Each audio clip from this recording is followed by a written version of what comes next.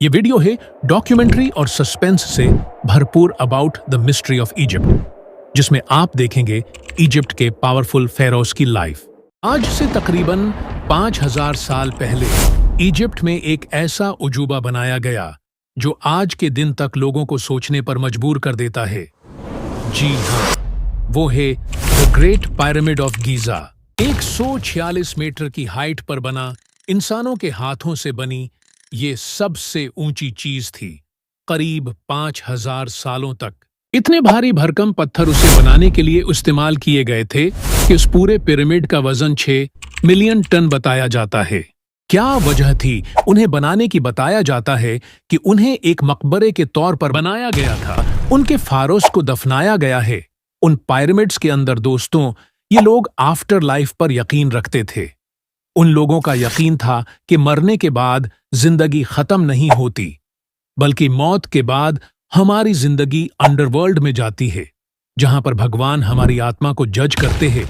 जिन लोगों ने अच्छा किया है वो हमेशा के लिए जिंदा रहते हैं इस आफ्टर लाइफ में। और इसी आफ्टर लाइफ की तैयारी के लिए जब उनके फारोस यानी राजा महाराजा जिंदा थे तो ये अपने लिए पिरामिड्स बनवाते थे। अपने लिए बहुत सा खाना, बहुत सा खजाना, बहुत सा फर्नीचर और कपड़े और बहुत सी जरूरियात की चीजें अपने साथ पिरामिड्स में रखते थे, क्योंकि उनको यकीन था कि ये सब चीजें होंगी उनके मरने के बाद, आफ्टर लाइफ में उनके काम आएगी।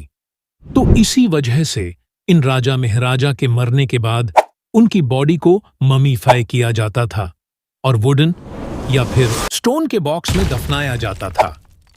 सबसे हैरान कर देने वाली बात यह है कि उसे बनाया कैसे गया, क्योंकि उस जमाने में लोगों के पास कोई क्रेन्स नहीं थी, कोई बलडोजर नहीं थे, कोई और टेक्नोलॉजी नहीं थी, यहां तक कि इन लोगों के पास कोई टायर तक नहीं थे। लेकिन फिर भी इन लोगों ने एक ऐसा स्ट्रक्चर बनाया जो आज के दिन तक खड़ा है। जरा सोच कर देखे कि 5000 साल तक कोई बिल्डिंग खड़ी रहे, इतनी जलती धूप में, इंतहाई खराब से खराब मौसम में, खतरनाक से खतरनाक तूफानों में, इंतहाई सख्त सर्दी में और शदीद तूफानी बारिशों में भी ये बिल्डिंग खड़ी रही। दुनिया में कोई भी ऐसी बिल्डिंग नहीं है जो इतनी पुरानी हो और इतनी देर तक सरवाइव किया हो। तो आखिर कैसे हुआ ये सब, चले उसे समझते हैं। ये अंदाजा लगाया जाता है कि the great pyramid of Giza को 2520 कबल मसीह में बनाया गया। The great pyramid of Giza को फारो खुफू ने बनवाया। पुराने जमाने में जो राजा महाराजा होते थे, हम उनको फारो करके बुलाते हैं, और अगर फारो खुफू की अगर बात करे तो हम उनके बारे में ज्यादा नहीं जानते। बस इतना जानते हैं कि यह सेकंड राजा थे 4th dynasty of the old kingdom of Egypt के। एग्जैक्टली कितने सालों तक उन्होंने राज किया था उसका हम कुछ बता नहीं सकते, लेकिन यह अंदाजा लगाया जाता है कि कुछ लोगों का कहना है कि उन्होंने 23 साल राज किया और कुछ लोगों का कहना है उन्होंने 60 साल राज किया। ये पिरामिड दरियाए नील के किनारे वाक़ा है, और अगर आप फोटो और वीडियो में देखेंगे तो आपको मालूम होगा कि उस जैसे 2 और पिरामिड भी हैं जो सेम जगह पर बनाए गए हैं। इन तीनों पिरामिड में सबसे ऊंचा है the great pyramid of Giza, जिसे हम पिरामिड ऑफ खुफू भी कहते हैं। उससे छोटा है पिरामिड ऑफ खफरा, जो कि सेकंड लार्जेस्ट पिरामिड है। इजिप्ट में बताया जाता है कि खुफू के बेटे खफरे ने उसे बनाया। और तीसरा और सबसे छोटा पिरामिड है द पिरामिड ऑफ मेनकोरे। बताया जाता है कि उसे खाफरे के बेटे ने बनाया। इस जमाने में बनाए गए ये अकलौते मॉन्यूमेंट नहीं थे, उसके अलावा है the great sphinx of Giza भी मौजूद है, और बहुत से छोटे छोटे पिरामिड्स बनाए गए। बताया जाता है कि ये टोटल 118 पिरामिड्स है जो डिफरेंट शेप्स और डिफरेंट साइजेस के हैं। उनमें से ज्यादातर वेथरिंग की वजह से टूट फूट का शिकार हो गए हैं, और सबसे अच्छे बस यही 3 पिरामिड्स है जो अच्छी कंडीशन में मौजूद है, specially the great pyramid of Giza. In pyramids को आखिर बनाया कैसे गया? उस जमाने के लोगों ने कैसे 146 मीटर ऊंची इमारत खड़ी कर दी? जिसे इतने बड़े बड़े पत्थरों से बनाया गया है कि उन पत्थरों का अपना वजन 3 टन से लेकर 50 टन तक बताया जाता है। कैसे उन पत्थरों को एक के ऊपर एक लगाकर कैसे रखा गया, और ये सब इन लोगों ने कर दिया सिर्फ और सिर्फ 20 सालों में। तो बहुत सी थ्योरीज है उन पिरामिड्स को लेकर, लेकिन एक थ्योरी जो बिल्कुल गलत है वो ये कि उन पिरामिड्स को स्लेव लेबर ने बनाया। आपने बहुत सी मूवीज में देखा होगा कि उन पिरामिड्स को बहुत ही गरीब लोगों ने बनाया, जिन पर दिन रात बहुत ही जुल्म किया जाता था और उनसे यहां पर जबरदस्ती काम करवाया जाता था और उनको बहुत ही मारा जाता था। हेरोडोटस वो पहले इंसान थे जिन्होंने ये थ्योरी पेश की कि पिरामिड्स को बहुत से लोगों को गुलाम बनाकर जबरदस्ती बनवाया गया, लेकिन ये थ्योरी बिल्कुल गलत साबित हुई। अगर आप उन पेंटिंग्स को गौर से देखें तो आपको पता चलेगा कि उस टाइम जिन गुलामों ने काम किया उनके ऊपर बिल्कुल भी कोई जुल्म नहीं किया जाता था, बल्कि उनकी खुराक एक आम इजिप्शियन से बहुत ज्यादा थी। इन लोगों को ना सिर्फ गोश्त दिया जाता था, बल्कि उनको साथ में तरह तरह के फ्रूट्स और अच्छा काम करने पर अपने राजा से बहुत से इनामात से भी नवाजा जाता था। इन पेंटिंग्स को देखकर ये बात तो साफ जाहिर है कि वो लोग एजुकेटेड थे और बहुत ही ज्यादा महारत रखने वाले लोग थे।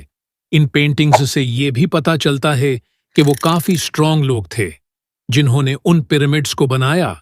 उस वक्त पूरे किंगडम के लोग बहुत ज्यादा यूनाइटेड थे। उस नेशनल प्रोजेक्ट को लेकर वो लोग अपने राजा से बहुत ज्यादा प्यार करते थे और तकरीबन 20 से 30 हजार वर्कर्स लगे उस पिरामिड्स की कंस्ट्रक्शन में, जिन्होंने दिन रात काम किया उस प्रोजेक्ट की सक्सेस को लेकर। और अगर मटेरियल की बात की जाए तो तकरीबन 5 मिलियन टन लाइमस्टोन इस्तेमाल किया गया, 8,000 टन ग्रेनाइट यूज हुआ और 5 लाख टन नेचुरल स्टोन इस्तेमाल किया गया। अब सबसे बड़ा सवाल यह है कि आखिर इन पत्थरों को पिरामिड्स तक लाया कैसे गया, क्योंकि हर तरफ रेत ही रेत के मैदान थे। और ये बात आप जानते हैं, इस टाइम कोई ऐसी चीज तो थी नहीं जिसके साथ टायर्स को लगाया और उस पर पत्थर को रखा और ले निकल गए। पत्थरों को एक जगह से दूसरी जगह मुंतकिल करने के लिए ये स्लेग्स का इस्तेमाल करते थे। गीली रेत में ये एक बहुत ही इंटरेस्टिंग थ्योरी है जो अभी रिसेंटली हमें मिली, और इस थ्योरी की बेसिस है ये पिरामिड्स की दीवारों पर लगी हुई ये पेंटिंग। इस पेंटिंग में अगर गौर से देखें तो आइडिया होगा कि तकरीबन 146 लोग एक बड़े से बत को रस्सियों की मदद से खींच रहे हैं रेत पर। और अगर आप और ऑब्जर्व करें इस पेंटिंग को तो आपको पता चलेगा कि कैसे एक आदमी पानी फेंक रहा है। इस मुजस्मे के आगे रिसर्चर को शुरू में लगा कि यह कोई इन लोगों का कल्चर होगा, मुजस्मे के आगे पानी फेंकना, लेकिन बाद में डीनायल बॉर्न और उनकी टीम ने उसे टेस्ट किया तो पता चला कि रेत में अगर सर्टेन अमाउंट पानी की डाल दे तो इस रेत के ऊपर किसी भी चीज को मूव करवाया जाए तो उसकी फ्रिक्शन बहुत कम हो जाती है और किसी भी चीज को इस गीली रेत पर हरकत करवाने के लिए ज्यादा फोर्स नहीं लगानी पड़ती। अब अगला सवाल यह है कि इतनी हाइट पर इतने बड़े पत्थरों को कैसे ले जाया गया। रिसर्चर के मुताबिक इस तरीके का एक रिश्ता बनाया होगा। इन पत्थरों को इतनी बुलंदी तक ये लोग एक स्लोप बनाते थे, ग्राउंड से लेकर टॉप तक। फिर उस स्लोप के ऊपर उन्होंने वुड के पीस लगा दिए। उन पत्थरों को ऊपर ले जाने के लिए फिर उन्होंने रस्सियों का इस्तेमाल किया।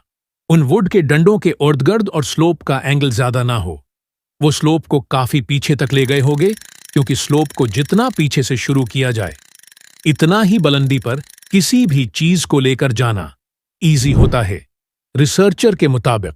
तो इस थ्योरी के मुताबिक इस तरह से इन लोगों ने इतने वजनी पत्थरों को ऊपर तक ले गए। पिरामिड्स की एक और भी इंटरेस्टिंग थ्योरी है जिसका नाम है पिरामिड्स ऑफ एलियंस थ्योरी।